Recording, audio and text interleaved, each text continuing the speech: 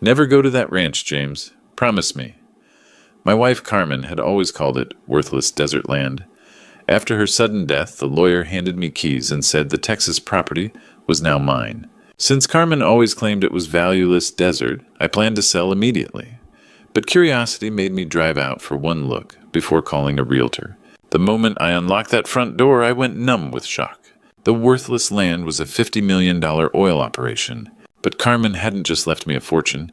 She'd left me something else hidden deep in an underground bunker that would reveal far more family secrets than I ever imagined. If you think you know what family secrets I found behind that locked door, drop a comment below and tell me where you're tuning in from. I sat in Mr. Sterling's wood-paneled office 3 weeks after burying my wife, staring at the mahogany desk between us. The lawyer's office smelled of leather and coffee, but all I could think about was Carmen's roses dying in our backyard because I kept forgetting to water them. In 32 years of marriage, Carmen Rodriguez had been my anchor. She'd never been demanding, but about one thing she'd been absolutely firm. I was never to visit her family's old land in West Texas. "Just empty desert, my love," she'd say. Nothing but dust and bad memories. I'd respected her wishes, even when curiosity gnawed at me. That was our way. I trusted Carmen completely. But Carmen was gone now, taken by a stroke on a Tuesday morning while watering those roses she loved. The funeral had been a blur of casseroles and condolences of my 3 children, Adrian, Diego, and Catalina, flying in from Houston, Denver, and Austin just long enough to see their mother buried in San Fernando Cemetery. Then they scattered back to their busy lives, leaving me alone with silence that felt like drowning. "Mr. Rodriguez." Sterling's voice was gentle. He was thin with silver hair and kind eyes behind wire-rimmed glasses. "I know this is difficult, but there are final matters regarding your wife's estate." Everything felt difficult these days. Getting out of bed, making coffee for one breathing without Carmen, all harder than my 2 tours in Afghanistan. Sterling slid a small wooden box across his desk. Inside lay an antique brass key attached to a longhorn keychain and a sealed envelope with my name in Carmen's precise handwriting. The same script she'd used for grocery lists and birthday cards for 3 decades. "What is this?" I asked, my voice rough. "Your wife purchased property in West Texas 3 years ago," Sterling said carefully. "According to her instructions, you were only to be informed after her passing. The deed has been transferred to your name, along with all mineral rights." The room tilted. Property Carmen never mentioned buying anything. Sterling consulted his notes. 2,500 acres in Reeves County near Pecos.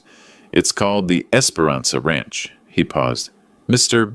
Rodriguez, based on recent geological surveys and current oil market conditions, we estimate the total value at approximately $50 million. The words hit like a physical blow. $50 million. Carmen, who'd clipped coupons religiously and bought generic cereal, who'd insisted we didn't need a new truck when mine hit 200,000 miles, had been sitting on a fortune without saying a word. My hands trembled as I lifted the brass key. The longhorn keychain caught the afternoon light, and I could hear Carmen's voice. "Promise me, James, never go to that ranch." But Carmen was gone, and her secrets were calling from across the Texas desert. For 32 years, I'd honored her wishes about that land. For 32 years, I'd trusted her judgment without question. Now holding the key to a $50 million mystery, I realized I'd never really known my wife at all. The woman who'd shared my bed, raised my children, and held my hand through every crisis had been keeping secrets that could change everything. I thought about our modest house on the south side, about the overtime shifts I'd worked to pay for the kids' college, about all the times Carmen had worried over bills while sitting on a fortune. Why had she hidden this from me?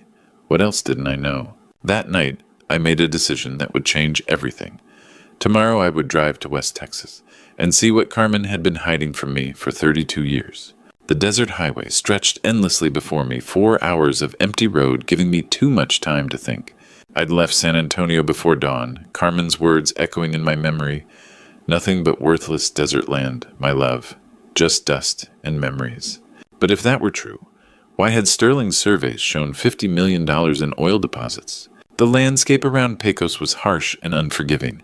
Endless scrub brush and rocky outcroppings under a merciless sun. This was oil country where fortunes were made on geological gambles and families feuded over mineral rights.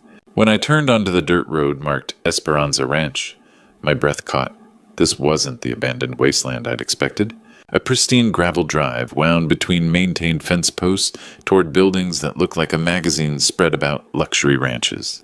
The main house was stunning, native stone and weathered timber with a wraparound porch and large windows catching morning light. Beyond it stood a restored barn outbuildings, and in the distance oil derricks pumping steadily against the blue sky.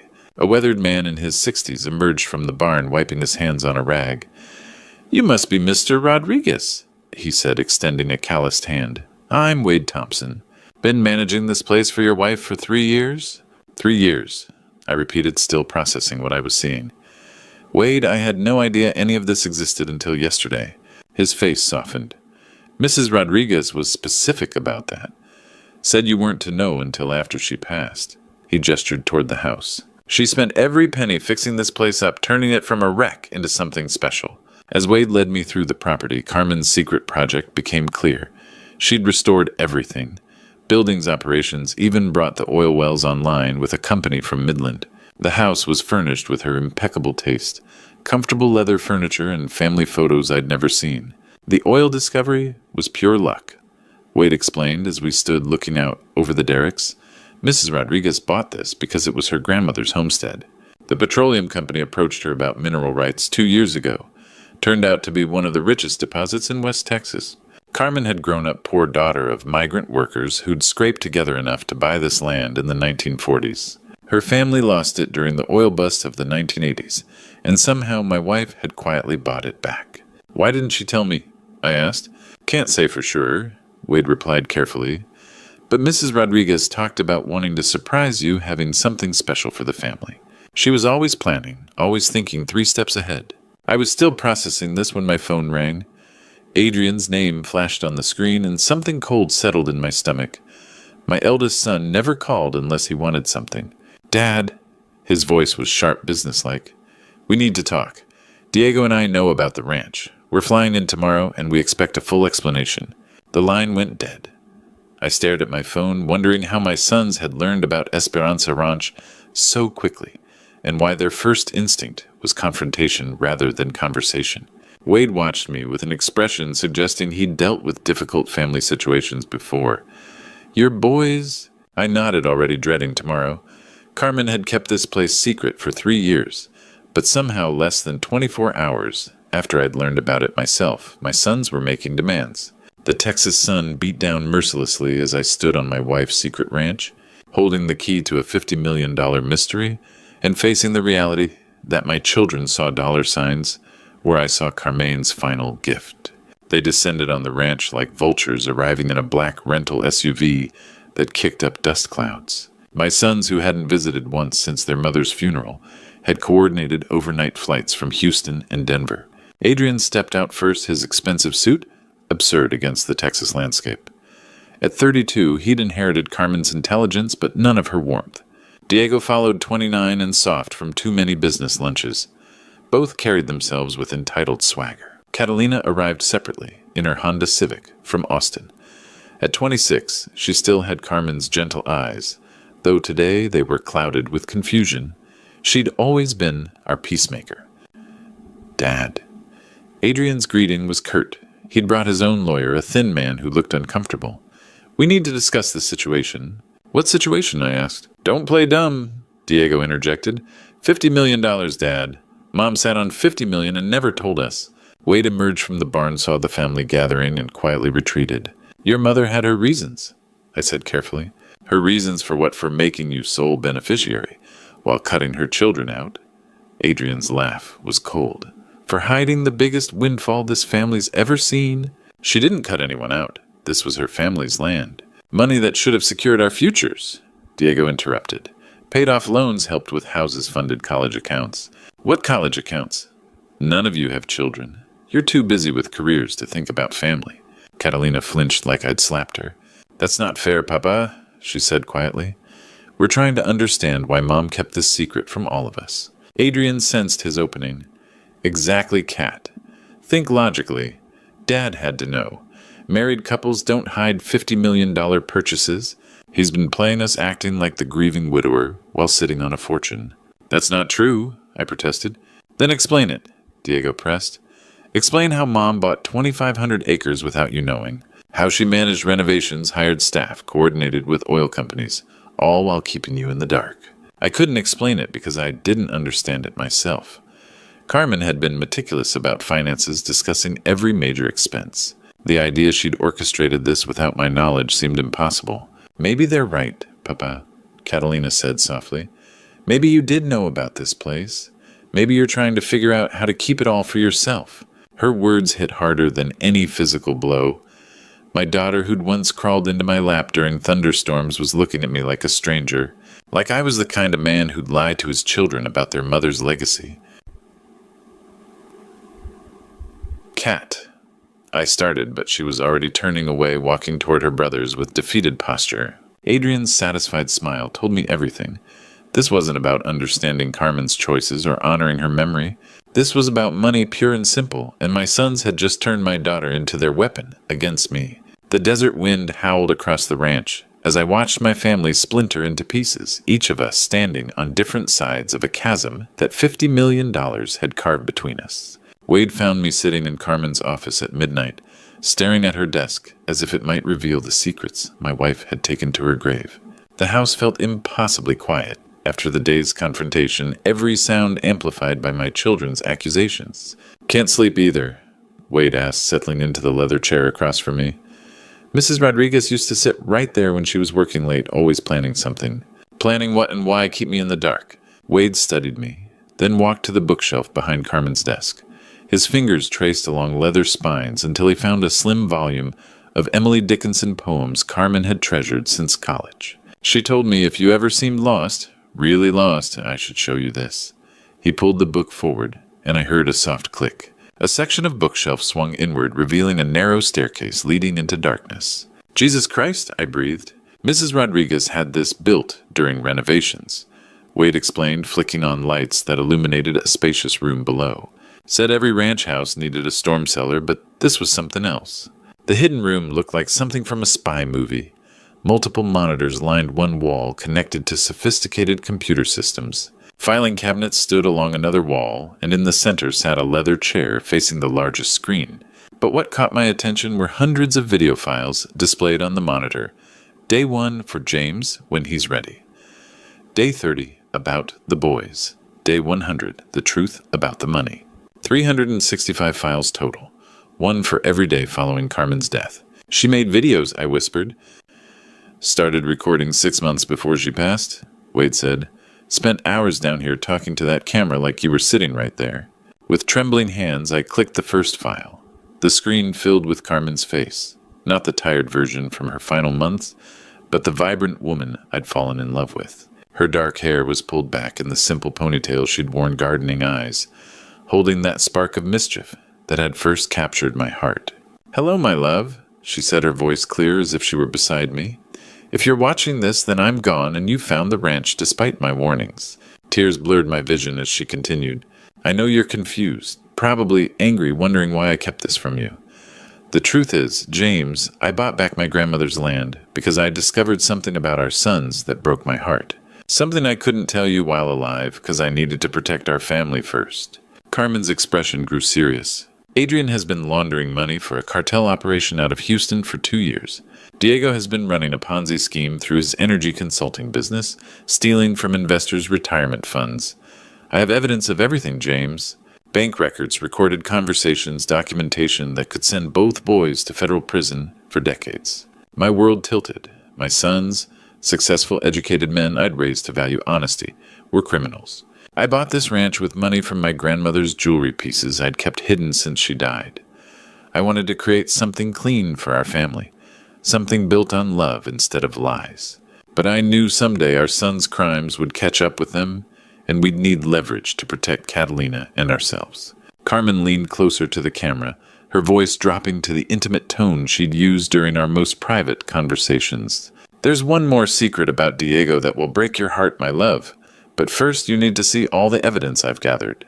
Following Carmen's video instructions, Wade led me to the old barn, our flashlights cutting through darkness. The structure looked weathered and abandoned, but Wade's confident stride suggested otherwise. Mrs. Rodriguez was clever, he said, pulling aside a loose board near the back wall. Anyone snooping would see nothing but an old barn. The hidden panel revealed a steel door with an electronic keypad. Wade punched in Carmen's birthday and the lock clicked open. Beyond lay concrete stairs descending into what could only be described as a professional bunker. She had this built during renovations, Wade explained as fluorescent lights flickered on. Told contractors it was a tornado shelter, but she installed power ventilation and internet that would make the FBI jealous. The underground room was larger than Carmen's office with industrial shelving and sophisticated computers. But what dominated the space was a massive evidence board covering one wall. Photographs, documents, timeline charts, and red string connecting elements like a detective show. How long was she working on this, I asked. 3 years. Started right after she bought the ranch. Said she'd stumbled onto something that made her sick about the boys. The evidence was meticulously organized. Adrian's section showed bank records from accounts I'd never heard of, photographs of him meeting known criminals, and transcripts of recorded conversations discussing money transfers and cleaning operations. Millions of dollars flowing through shell companies and offshore accounts. Diego's section was equally damning. Investment statements showing fabricated returns, client lists of elderly retirees who'd trusted him with life savings, and spreadsheets tracking how he'd robbed Peter to pay Paul while skimming massive fees. The Ponzi scheme had been running 18 months and was collapsing. She recorded phone calls, I asked, examining a transcript. Had help from a private investigator out of Dallas, Wade said. Former FBI guy who specialized in white-collar crime. Carmen paid him to document everything legally. As I continued examining evidence, a medical file caught my attention. Diego's name was on the tab along with records from Houston hospitals and specialists. The diagnosis was clear chronic kidney disease, stage 4, progressing rapidly toward complete renal failure. He's dying, I whispered. Mrs. Rodriguez found out 6 months ago. Wade confirmed. Diego had been hiding it, probably didn't want to appear weak to investors. But Carmen knew the signs from when her father went through it. The medical reports painted a grim picture. Diego would need a transplant within the year, possibly sooner. Best matches typically came from immediate family. Carmen had been tested and found compatible, but she'd never told anyone. She was going to save him, I realized, even knowing what he'd done. Wade nodded. That's who she was. But then the stroke took her, and now I stared at the medical files, understanding dawning. Diego's crimes weren't just greed. They were desperation. A dying man trying to secure money for his family before his body failed. It didn't excuse what he'd done, but it explained the urgency. The meeting was set for Monday morning. Adrian and Diego arrived with their lawyers, confident they would walk away with millions. They'd convinced Catalina to drive up from Austin again, her presence clearly intended as emotional leverage against me. I sat at the head of the conference table in the ranch's dining room, which Wade had transformed into a professional meeting space. Across from me, representatives from Lone Star Energy waited with contracts and geological surveys spread before them. Dad, Adrian began, his voice condescending. Our proposal is simple. A 3-way split of all assets with professional management for maximum returns. Diego nodded, pulling out financial projections. I've run the numbers. We're looking at generational wealth, trust funds, debt payoffs, maybe a family foundation in Mom's name. The irony of Diego discussing trust funds while running a Ponzi scheme wasn't lost on me, but I kept my expression neutral. That sounds reasonable, I said calmly. But before we decide, I think our partners should know exactly who they'd be working with. I slid a thick manila folder to Tom Brennan, Lone Star's regional director. Financial records for both my sons going back 3 years. Thought you might want to review them before any long-term agreements. Adrian's smile faltered as Brennan opened the folder. Bank statements, transaction records, recorded conversations. Everything Carmen had documented about their crimes. What the hell is this? Adrian demanded. Evidence, I replied. Evidence that my eldest son has been laundering money for a Mexican cartel using his law practice as a front. And evidence that Diego has been operating a Ponzi scheme defrauding elderly investors. The room fell silent except for pages turning. Brennan's expression grew increasingly grim. These are serious allegations, Diego said, voice shaking. Dad, you can't believe... I believe what the evidence shows... I interrupted. Phone records, bank transfers, witness statements. Your mother spent 3 years building an airtight case. Catalina stared at her brothers in shock.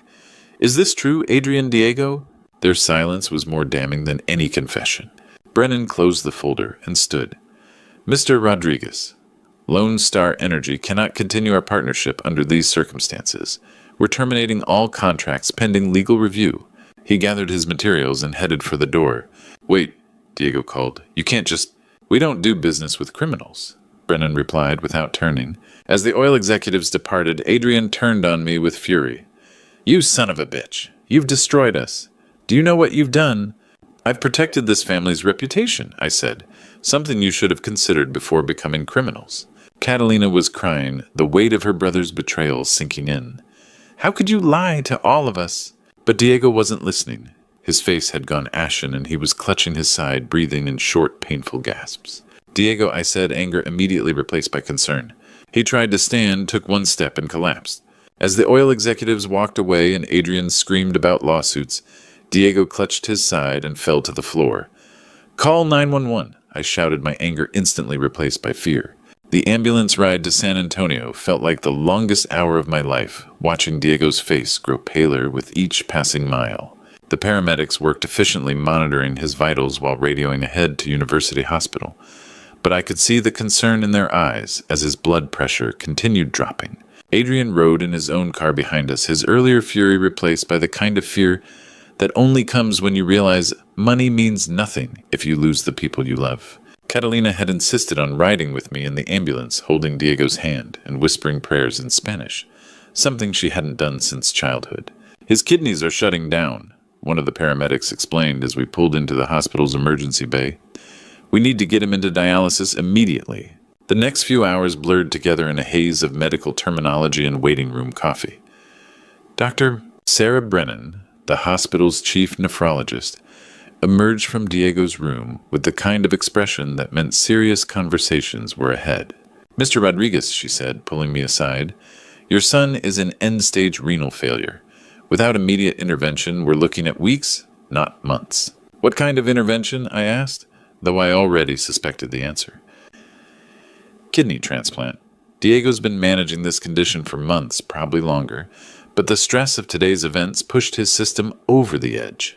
We need to find a compatible donor as soon as possible. Adrian appeared at my shoulder, having caught the tail end of the conversation. What are his chances? With a good match from a family member, excellent. The surgery is routine, and recovery time is typically 6 to 8 weeks for both donor and recipient. Dr. Brennan explained the testing process as nurses drew blood from Adrian, Catalina, and me. The compatibility screening would take several hours, but family members had the best odds of being suitable donors. I should have seen this coming. I said more to myself than anyone else. Carmen knew. She'd been tested and found compatible, but she never told him. Mom knew Diego was sick, Catalina asked, her voice small. She knew everything, I replied. About the kidney disease, about the crimes, about the desperation that drove both your brothers to make terrible choices. For the first time since the confrontation at the ranch, Adrian looked genuinely ashamed. Dad, I never meant for things to go this far. The money, the schemes, it started small, just a way to help Diego pay for treatments he couldn't afford. And then it became about more than medical bills, I said. Yeah, he admitted. It became about proving we were successful, about living up to some image we thought we needed to maintain. Mom would be ashamed of what we became. Catalina reached across the waiting room chairs to take her brother's hand. She would be proud that you're here now that you're trying to save Diego. As we sat in the sterile hospital waiting room, something shifted in our family dynamic. The anger and accusations that had defined our relationships since Carmen's death began giving way to the kind of love that had always existed underneath. Complicated, sometimes painful, but unbreakable. I'm sorry, Papa, Catalina said quietly. I should have trusted you. I should have known you'd never hide anything important from us. You were protecting your brothers, I replied. That's what family does. Dr. Brennan returned as the sun was setting outside the hospital windows, carrying a manila folder with our test results. But instead of the relief I'd expected to see in her expression, there was confusion, maybe even concern. Mr. Rodriguez, we have the test results. There's something unusual we need to discuss. In the quiet consultation room, Dr. Brennan spread the lab results across the table, her expression troubled. The fluorescent lights hummed as she arranged papers with careful precision. Mr. Rodriguez, she began gently. The compatibility testing revealed something unexpected. You're not a match for Diego, but the blood work showed genetic markers that prompted additional tests. She slid a DNA analysis toward me. The technical language was dense, but the conclusion was clear. Probability of paternal relationship, 0.0%. I don't understand, I said, though part of me already did. Diego is not your biological son, Dr. Brennan said softly. The genetic markers indicate no familial relationship. I'm sorry. I know this is shocking. 29 years of fatherhood flashed before my eyes. Teaching Diego to ride a bike, helping with homework, celebrating his successes. All built on a foundation I'd never questioned. There has to be a mistake, I whispered. We ran the test twice to be certain, she replied. I'm truly sorry. The drive back to the ranch passed in a blur. Wade guided me to Carmen's secret room without a word. With trembling hands, I clicked on the video labeled Final Message about Diego. Carmen's face filled the screen, looking tired, older, as if her secrets had finally become too heavy. My darling James. She began, if you're watching this, then you know the truth about Diego.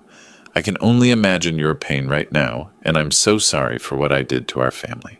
Tears blurred my vision as she continued. When you were deployed in Afghanistan for your second tour, I was lonely, scared, and made the biggest mistake of my life. I had an affair with Jeff Collins, a man I met at the base support group.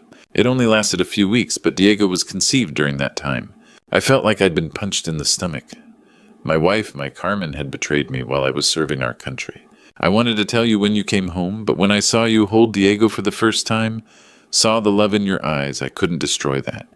You became his father in every way that mattered, James. You raised him, loved him, shaped him into the man he became.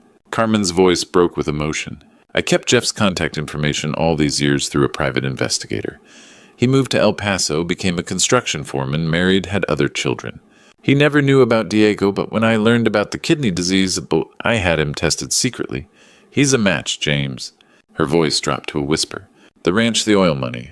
It was my way of trying to make amends for the lie I've lived for 29 years. I wanted to give you something valuable, something that would secure your future, because I knew someday the truth would come out, and you might never forgive me. Carmen leaned closer to the camera, tears streaming down her face. Jeff Collins lives in El Paso. He's a good man who made a mistake with a married woman 30 years ago.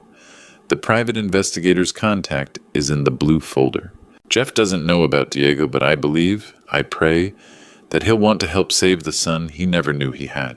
The screen went dark, leaving me with a truth that had shattered everything I thought I knew about my marriage, my family, and my life. Through my tears, I heard Carmen's final words, I'm sorry, James. I'm so sorry.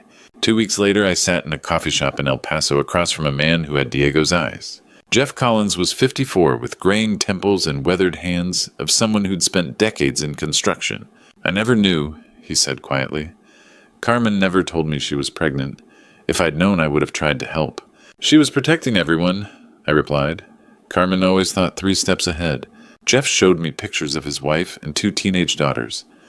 I've been married to Linda for 22 years. My girls don't know about what happened with Carmen. But when you told me about Diego needing a kidney, I knew I had to help. The compatibility testing at El Paso General took 3 days. Jeff was a perfect match. While waiting for surgical scheduling, I got to know Diego's biological father. Decent, hardworking, the kind of man who coached Little League and helped elderly neighbors. I want to meet him before the surgery, Jeff said. I need him to know I'm not trying to replace you as his father. The meeting took place at the ranch. Diego, still weak, but determined, sat with Adrian and Catalina on the porch, a united front I hadn't seen since childhood. You have your mother's stubborn streak, Jeff said with a sad smile, and apparently my kidney's tendency to quit working.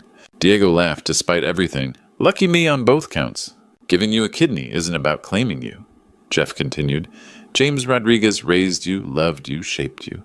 I'm just grateful I can help. After Jeff left to prepare for surgery, my children asked to speak with me privately. We sat in Carmen's old office, the weight of recent revelations heavy between us. Adrian spoke first, his voice breaking. Dad, I'm so sorry. For the crimes, for turning Catalina against you, for questioning your integrity, when you've been nothing but honest your whole life. I'm sorry too, Papa, Catalina whispered. I should have trusted you. Should have known you'd never hide anything important from us. Diego, despite his weakness, leaned forward. You had every right to walk away from me when you learned I wasn't your biological son. Instead, you're helping save my life. I don't deserve your forgiveness, but I'm begging for it anyway. I looked at my 3 children. broken, ashamed, but finally honest, and felt Carmen's presence in the room. "You're my children," I said simply. "Not because of blood, but because of choice. Because of love. That doesn't change because you made mistakes." "Even after everything we did?" Adrian asked. "Especially after everything you did. That's what real fathers do. We love you through the worst of yourselves and help you become better." The surgery was scheduled for the following month. Adrian began cooperating with investigators working to return stolen funds. Diego reached out to his victims trying to make amends. Catalina took leave from teaching to coordinate everything. "Carmen would be proud," I told Catalina one evening as we watched the oil derricks pump in the distance. "She would be proud of you most of all," she replied, "for choosing forgiveness over anger." The night before Diego's surgery, I sat in Carmen's secret room one final time. Her image filled the screen, beautiful and hopeful. "I know you're angry with me, James," she said, "but I hope you'll understand that everything I did was about love. Complicated, imperfect human love." As I headed upstairs, I realized she was right. Carmen had been right all along. Family isn't about blood. It's about the people who choose to love you, protect you, and never give up on you. Even from beyond the grave, she was still teaching us what really mattered. The oil derricks continued their rhythm outside, pumping wealth from the earth Carmen had reclaimed. But her real treasure wasn't measured in dollars. It was the lesson that love, forgiveness, and second chances could heal even the deepest wounds. Looking back on everything that happened after Carmen's death, I realized how close I came to losing my family forever. The secrets, the lies, the money, they nearly destroyed us all. But sometimes God has a way of using our darkest moments to teach us the most important lessons. Don't be like me, friends. Don't let pride and anger blind you to what really matters. When I discovered my son's crimes, my first instinct was revenge. When I learned about Carmen's affair, I wanted to hate her memory. But God showed me that forgiveness isn't about what others deserve. It's about what love requires. The truth is, this true story taught me that family isn't defined by blood or perfection. It's defined by the choice to keep loving, even when it hurts. Diego may not share my DNA, but he's my son because I chose to raise him, protect him, and forgive him. That's what real fathers do. Carmen's ranch became more than just inheritance. It became a place where broken people learned to heal. These grandpa stories I'm sharing aren't just about oil money or family drama.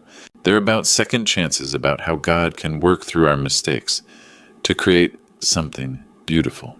The oil wells still pump on that Texas land, but the real treasure was learning that love conquers blood, forgiveness heals wounds, and true family is built on choice, not genetics.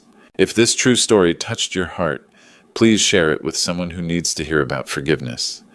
Subscribe to hear more grandpa stories about life, love, and the lessons that matter most. Tell me in the comments, what family lesson has shaped your life the most? I went to the FedEx office to pick up a package, but the clerk handed me an encrypted drive I never ordered.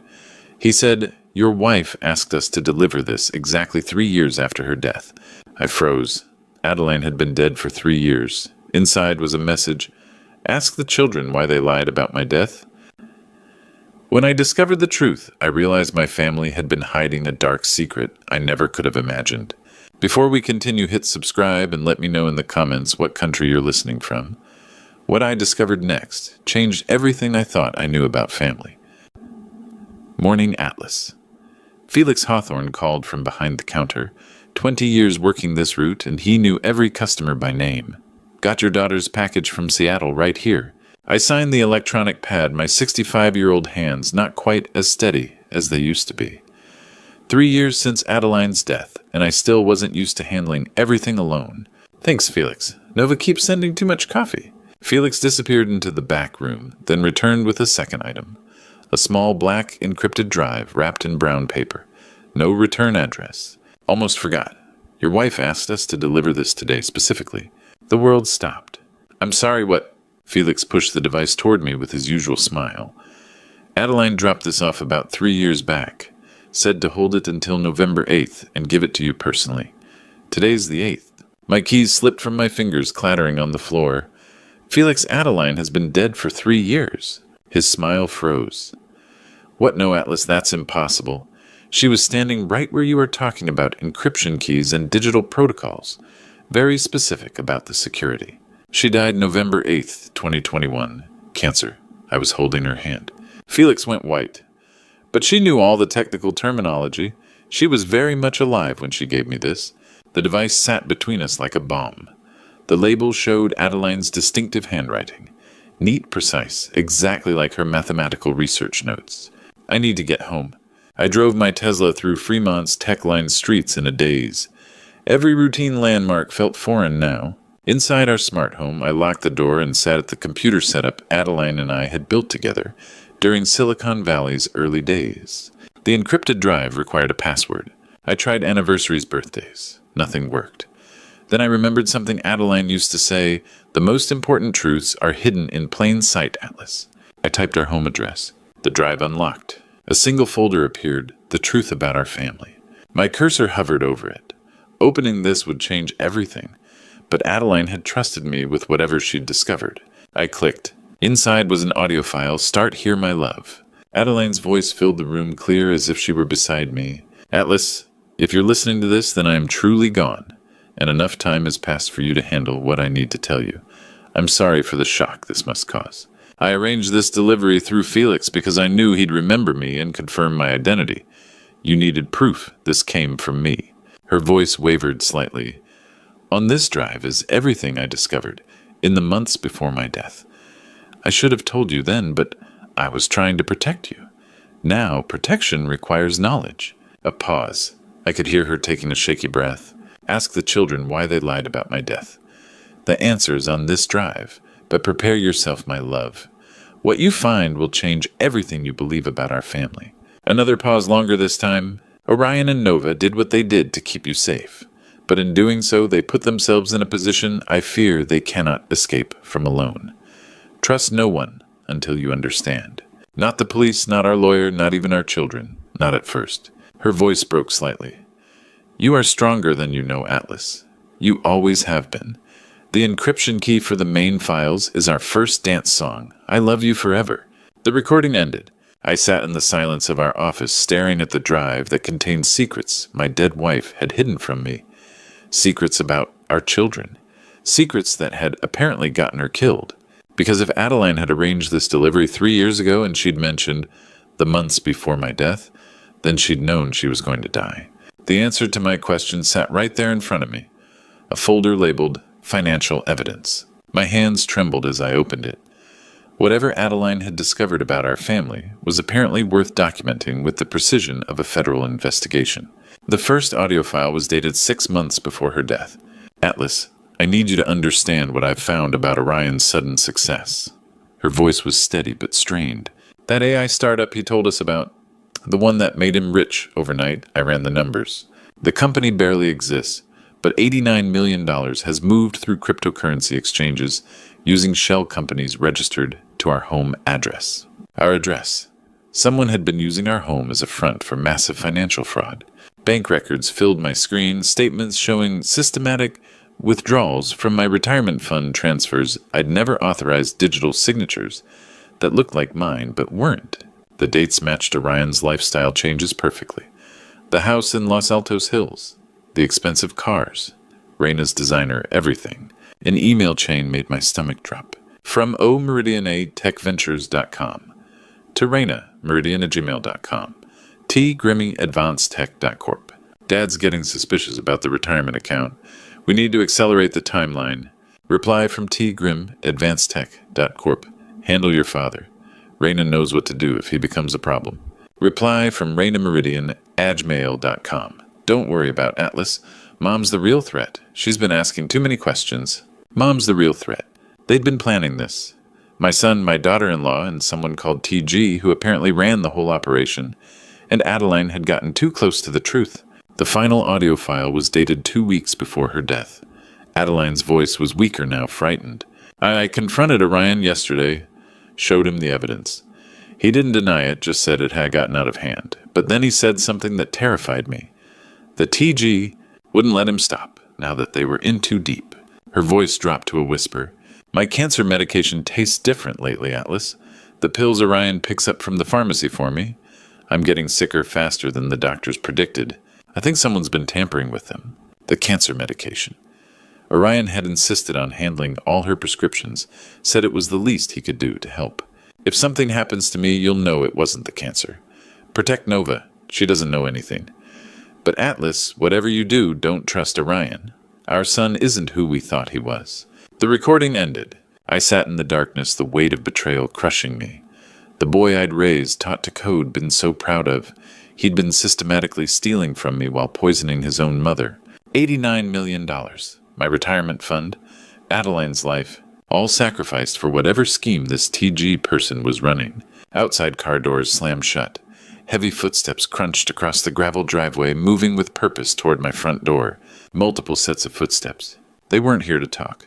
The front door exploded inward as I grabbed the encrypted drive. 3 men in tactical gear swept into my living room. Professional. Armed. I had maybe 10 seconds before they reached the office. Adeline's warning echoed, "Trust no one until you know the truth." I shoved the drive into my jacket and bolted for the back door. My phone triggered our smart home's rear exit, just as boots thundered upstairs. "He's not here." Check the office. I slipped through the back garden, staying low behind the hedge. My Tesla was probably compromised. Instead, I sprinted toward the neighbor's fence, grateful for those morning walks with Adeline. There, moving toward Stevenson Boulevard, I vaulted the fence, landing hard in the Johnsons' yard. Their German shepherds barking covered my escape as I flagged down an Uber. 24/7 internet cafe on Pacific Commons. Drive fast. Through the rear window, 2 black SUVs tore from my driveway. They'd searched systematically, but wouldn't expect me to go deeper into the tech district. The cafe was perfect. Anonymous, crowded. I paid for a back corner station and immediately started uploading Adeline's files. Google Drive, Dropbox, iCloud, my old university server. If they wanted this evidence, they'd have to find it everywhere. "Excuse me, sir." The manager approached nervously. "Some men outside are asking about you." They showed badges. Badges. Of course, TG's operation had law enforcement credentials. "Is there a back exit?" "Through the kitchen." I was already moving. The kitchen led to a service alley connecting to Pacific Commons Shopping Center. From there, I could blend into the evening crowd of tech workers. But I needed height, perspective. The parking garage across from the Apple store rose 6 stories. From the top level, I could see the whole district. 4 SUVs, at least 12 men. They had the cafe surrounded, expanding their search grid. I was trapped. Then I noticed the security camera mounted on the northeast corner. Red recording light blinking steadily. If something happened here, there'd be evidence. These people operated in shadows. They wouldn't risk exposure. I walked directly under the camera and waited. 5 minutes later, the SUVs pulled away. My phone buzzed. Dad, are you okay? I heard about a break-in at the house." Orion. The same voice that used to call from college needing coding help. The same voice that had thanked me at his wedding. The same voice planning my death in those emails. "I'm fine, son. Just shaken up. Where did you hear about it?" "It's all over the neighborhood app. This is serious. You can't stay at the house. Come stay with Raina and me until police figure out what happened." "The police?" "Right. Probably on TG's payroll, too." "That's thoughtful. Let me grab a few things first." "No, Dad. Don't go back there. It's not safe. I'm sending a car for you right now." "What's your location?" He was trying to find me. The concerned son act was perfect, but I could hear something else underneath. Urgency. Desperation. Fear. "I'll call you back. I need to think." I ended the call and stared at the phone. My own son was hunting me. The boy I'd taught to code was using every digital tool at his disposal to track me down. But he'd forgotten something important about his old man. I'd been writing algorithms since before he was born. Time to remind him who taught him everything he knew. My son's voice sounded concerned, but I had learned not to trust anyone. 20 minutes later, I sat across from Orion at Blue Bottle Coffee in Palo Alto. The cafe buzzed with venture capitalists and startup founders providing perfect cover. But I had to be careful. Well, one wrong word could put me in immediate danger. "Dad, you look terrible." "Are you hurt?" Orion reached across the table, concern etched on his face. I remembered that expression from his childhood. The same worried look when he'd broken something and blamed Nova. "I'm fine, just shaken up." I kept my voice steady. "The police said it was probably random. Burglars looking for electronics? That's what I heard on the neighborhood app." He leaned forward. "But Dad, you can't stay at the house alone. It's not safe." Interesting. How had he known I wasn't staying at the house? I hadn't mentioned leaving. "You're probably right. I was thinking of getting a hotel room for a few days." "No need for that. Come stay with Raina and me. We have plenty of space." The same house bought with my stolen retirement money. That's generous, but I don't want to impose. Besides, I should probably stay close to home in case the police need anything. Orion's eyes flickered with something. Frustration. What could they possibly need? It was just a break-in. Well, they asked about Mom's old research files. Apparently, the burglars spent a lot of time in the office. I watched his reaction carefully. Strangest thing, they seemed to know exactly where to look. His coffee cup rattled slightly against the saucer. Mom's research. Why would burglars care about mathematical theorems? That's what I wondered. Unless... I paused as if a thought just occurred to me. Unless someone told them those files contained something valuable. Dad, you're being paranoid. Am I, because the police mentioned something interesting? They said this kind of targeted search usually means inside information. I kept my tone conversational, concerned father seeking advice from successful son. Orion shifted in his chair. Inside information from who? Someone who knew the house layout, knew where Mom kept her important documents. I sipped my coffee casually. Someone who had access. Dad, you're scaring yourself. Why don't we go back to my place? Raina's making dinner. He was trying to get me isolated, away from public spaces. Actually, I should probably check on Nova first. Make sure she knows what happened. I pulled out my phone. I'll call her now. No. Orion's hand shot across the table, stopping me. I mean, she's probably at work. Time difference and all. Maybe wait until tonight. Why wouldn't he want me calling Nova? That's when I noticed his other hand. He'd been texting someone under the table. His thumb moved frantically across the screen. You know what, son? You're right. I am being paranoid. I stood up slowly. Thanks for the coffee. I think I'll head to that hotel after all. Which hotel? I should know where you're staying. I'll figure it out. Probably something near the airport. As I walked toward the exit, I caught Orion's reflection in the window. He was still texting, his face tight with concentration. I'd almost reached my car when I heard her voice. Hello, Atlas. Raina stood beside a black Mercedes, her smile cold as Silicon Valley fog. She was dressed in expensive business attire, every inch the successful tech executive. We need to talk. Raina's smile was ice cold as she approached, clearly in control. I was hoping we could avoid this conversation, Atlas, but Orion tells me you've been asking uncomfortable questions. I glanced back at the cafe. My son was inside phone, pressed to his ear, watching us with the expression of someone in over his head. Questions about my retirement money, about my wife's death. Those seem reasonable. Your wife's death was unfortunate but necessary. Her voice carried no emotion. Adeline was brilliant, but she couldn't leave well enough alone. The casual admission hit like a physical blow. This woman had sat at my dinner table, called me dad, and murdered my wife. You killed her? I solved a problem. Adeline discovered our operation 6 months before her cancer diagnosis. The cancer just gave us convenient cover. And Orion, your son is ambitious, greedy, weak, but he's not a killer. That required actual vision. She gestured toward her Mercedes. Get in. We're discussing terms at my office. What terms? You have Adeline's evidence files. I want them back. And if I refuse, Raina showed me a photo that froze my blood. Nova bound and gagged in what looked like a warehouse. Your daughter is very pretty. Tragic if something happened to her. They had Nova, my innocent daughter who'd never hurt anyone. The files Atlas, all of them, including your cloud backups. She knew about the uploads. Fine, but Nova goes free first. That's not how this works. Get in. We drove to Orion's startup office in the industrial district. State-of-the-art smart building. One I'd helped design 2 years ago when I thought my son was legitimate. Impressive setup, I said as we entered. Orion could afford it with your retirement fund. 3rd floor. Open concept office glass and steel cryptocurrency displays on every wall. Sit. Raina pointed to a chair. Orion emerged from a side office looking sick. Dad, I never wanted... Shut up. Raina's voice cut like a blade. Your father is transferring Adeline's files to our servers. She pulled up a workstation. I need your cloud passwords, all of them. But I was studying the room's smart systems, the same network I'd helped design. My phone connected automatically. I still had administrative access. You know Raina, Orion really spared no expense on this place. I triggered the fire suppression system. Halon gas flooded the room. Emergency lighting activated, elevators locked down. What did you do? Raina spun around, eyes wide. Emergency protocols. In 30 seconds, this floor seals and ventilation shuts down. Orion ran for the stairs. Smart. He remembered the schematics.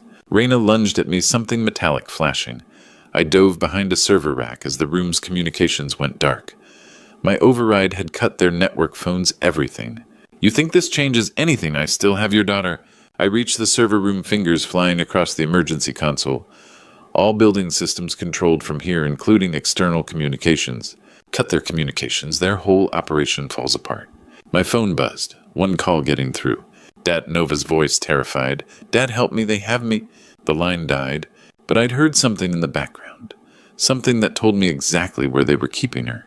I had to find help, but Adeline's warning echoed, trust no one.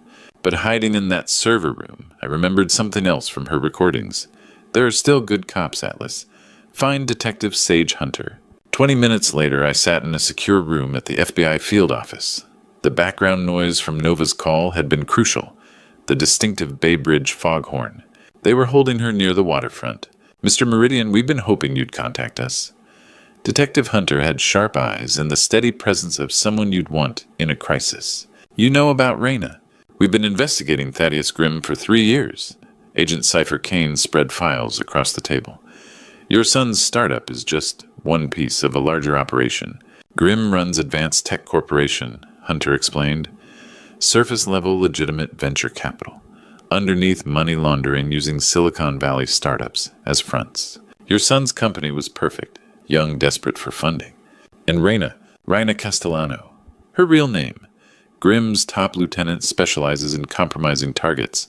She's been working your family for 5 years.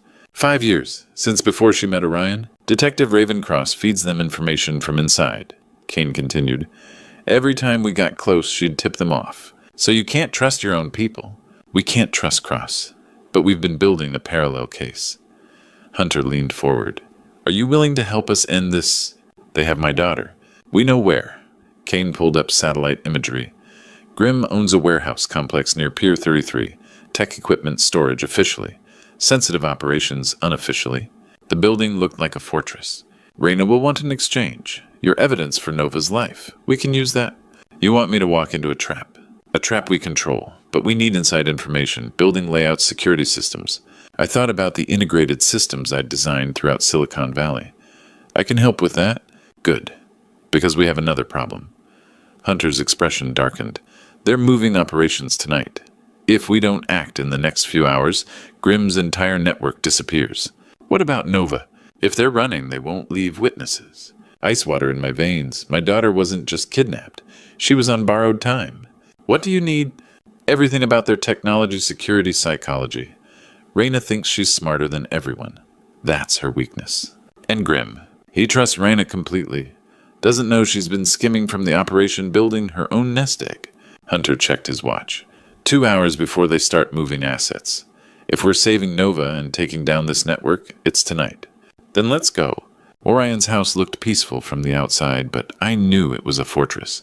The Los Altos Hills mansion sat behind electronic gates, every inch the Silicon Valley success story. State-of-the-art security AI systems, motion sensors that could detect movement at 50 yards. But I'd helped design some of those systems. Remember, we go in quiet, Agent Kane whispered through my earpiece. FBI tactical is positioned, but we need Nova safe first. I studied the building from across the street. 2 years ago, Orion had asked for my security advice. I'd been so proud thinking my son wanted his old man's expertise. Now I realized he'd been planning betrayal even then. There, I pointed to the north wall. Blind spot in camera coverage. Motion sensors have a 3-second delay on that angle. We moved quickly, staying low. My 65-year-old knees protested, but adrenaline carried me forward. Nova was inside, terrified and alone. The external cameras were easy. I still had backdoor codes from my consulting work. A few keystrokes, and the security system showed empty lawn. The laser grid in the main hallway was new but predictable. I'd taught Orion about security redundancy. He'd learned too well. We crawled under the beams, following paths I'd mapped from memory. The house hummed with servers and climate control. Nova's voice came from below us, faint but unmistakable. Dad, are you there? The basement server room. Most secure location surrounded by electronic countermeasures. I found the hidden access panel behind the kitchen pantry. Another feature I'd suggested. Stairs led to a high-tech bunker. Nova sat tied to a chair, tears streaming, but her eyes lit up when she saw me. Dad, I'm here, sweetheart. I cut her restraints, pulling my daughter into a fierce hug. Dad, I heard them talking. Orion's been planning this for years. Grimm promised him everything. Money, power, new identity if they had to run. It's okay, we're getting you out. Not so fast. Orion stood in the doorway, unrecognizable. Cold eyes calculating expression. A pistol in his right hand. I really hoped it wouldn't come to this, Dad. Orion, please. She's your sister. Sister. We're not even real family anymore, Dad.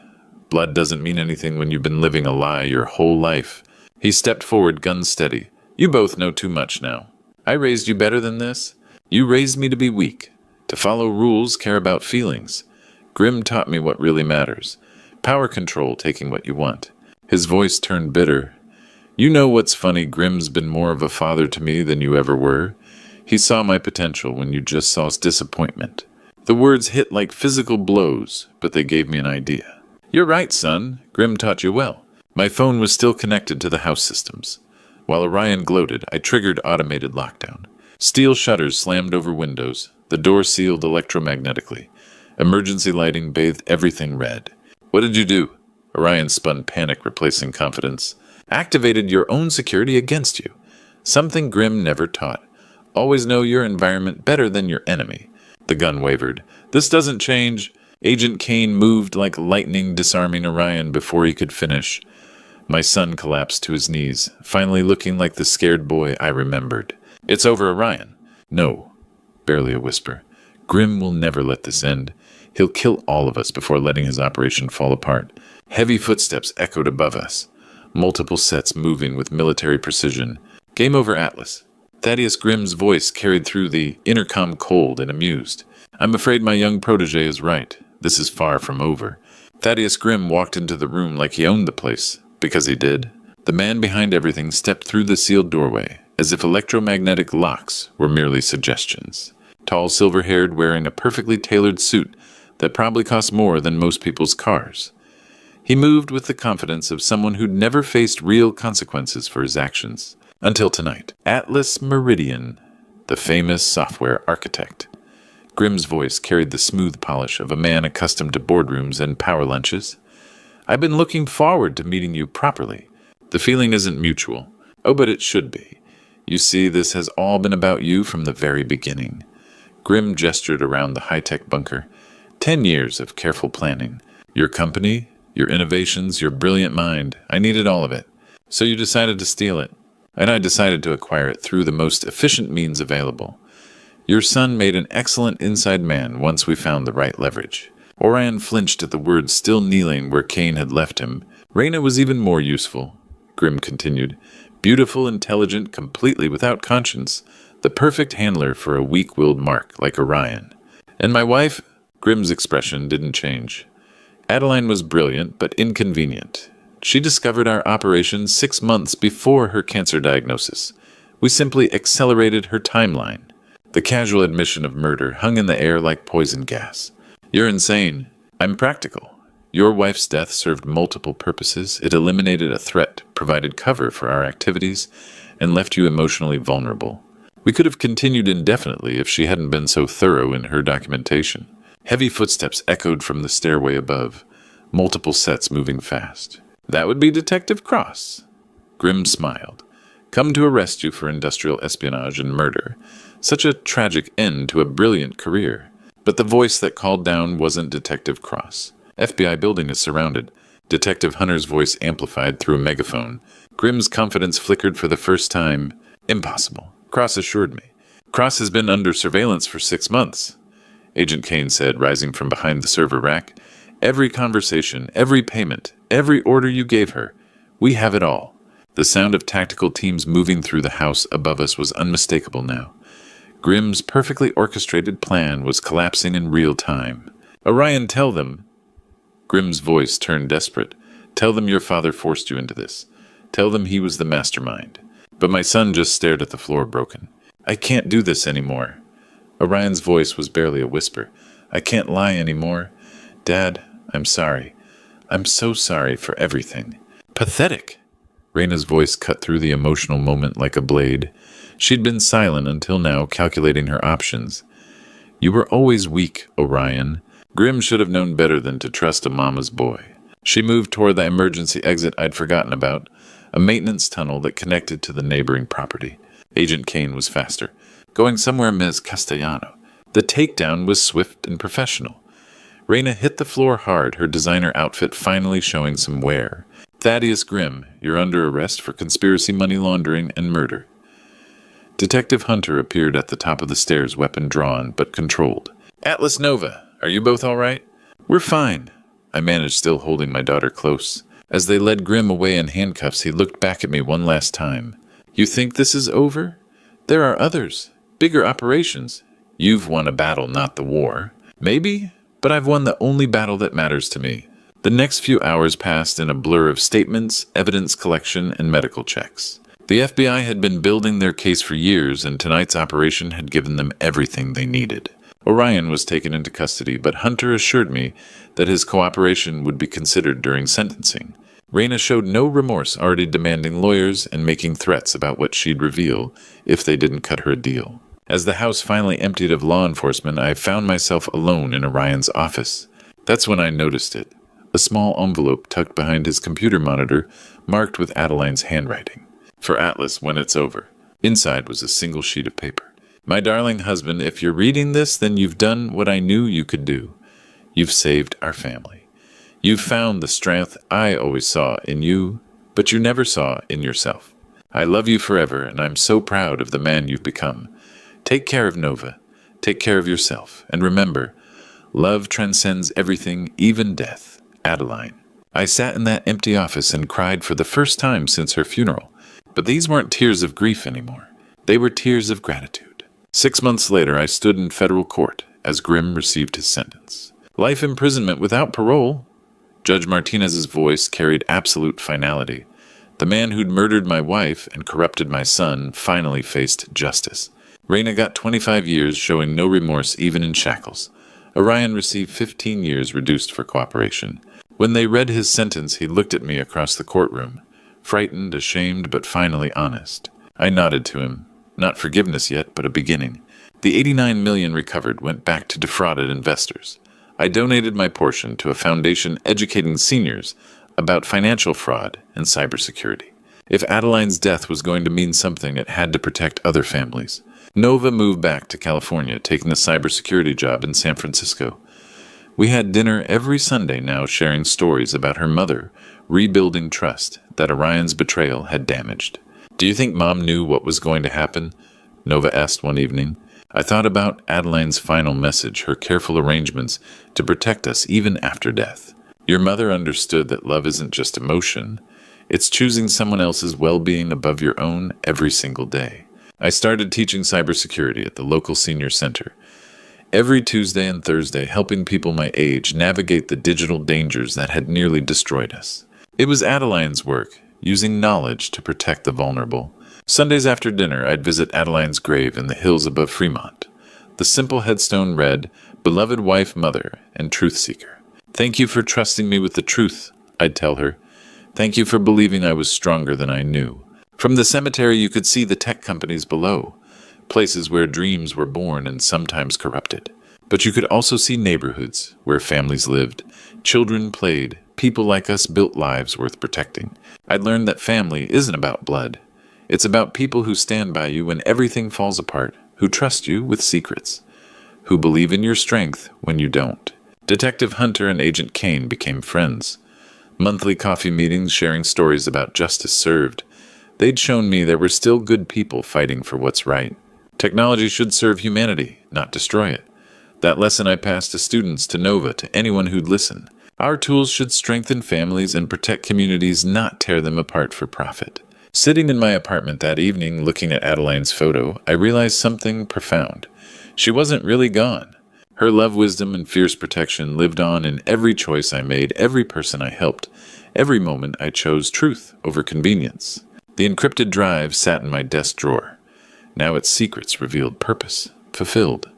But Adeline's real inheritance wasn't digital evidence. It was knowledge that love transcends everything, even death itself. And sometimes the greatest gift you can give someone is the chance to discover their own strength. The cemetery overlooked Silicon Valley's gleaming towers, but from up there you could see what really mattered. The homes where families gathered, the schools where children learned, the communities where people chose to care for each other despite the risks. Adeline had taught me that truth isn't just about facts and evidence. It's about the courage to act on what you know is right, even when it costs everything. Looking back on this true story, I realize how blind I was to the signs right in front of me. Don't be like me. Don't ignore your instincts when something feels wrong about the people closest to you. I trusted too easily, loved too blindly. When Orion started flashing money and expensive cars, I should have asked harder questions. When Raina seemed too perfect, too eager to please, I should have been suspicious.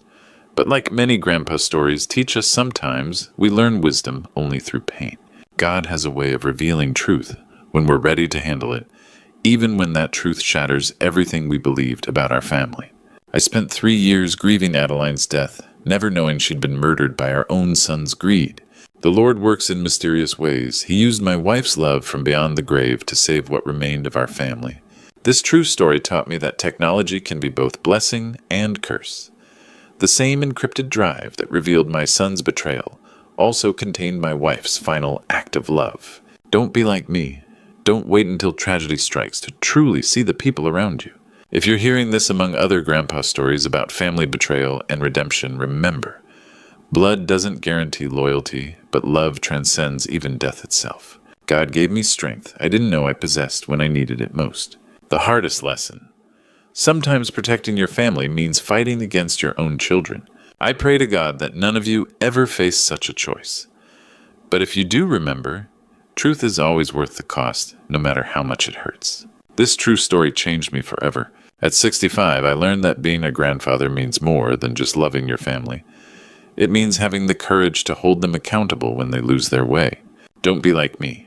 Don't let blind love make you an accomplice to evil, even when that evil wears the face of someone you raised. What would you have done in my situation? Share your thoughts in the comments below. If this story touched your heart, please share it with others who might need to hear it. And don't forget to subscribe to our channel for more powerful grandpa stories that remind us what really matters in life.